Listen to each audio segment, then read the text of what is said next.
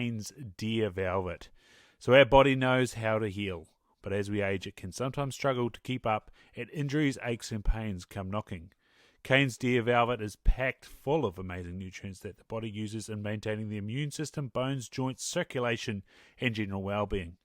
Simply replenish the nutrients, healing happens, and you are left to get on with living your life to the full.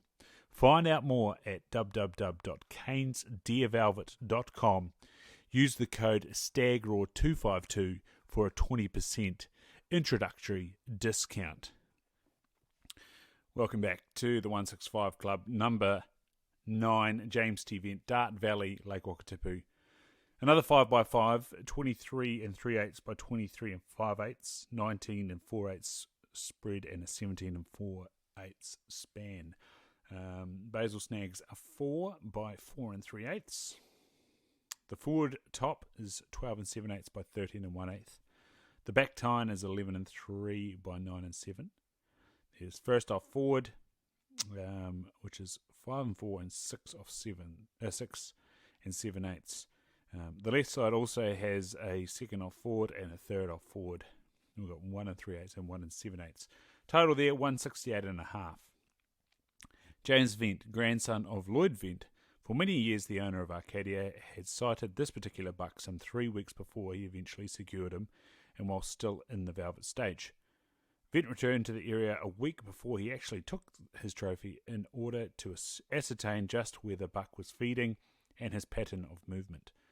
On one occasion, while he was walking along within the area, he accidentally spooked his quarry, which took off in rather a hurry. A week later again, Veint set up camp about 500 metres away from the spot where he knew the buck was frequenting, particularly around feeding time. He approached the area just on the first signs of day breaking, settled into a suitable spot, and patiently waited. Veint did not have to test his patience too long. He saw movement in the grey light of dawn and could hear animals approaching the place where he was concealed. There was the buck driving his does ahead of him. Standing by a convenient tree that offered part cover, Veint saw the buck approaching, head stretched forward and almost at ground level in the traditional display of dominance. By this time the buck was only 30 metres away and had turned side on.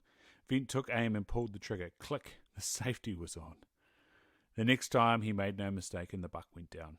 He had secured his trophy within bow range. Beautiful. And it's a cracking specimen here. Full shoulder mount.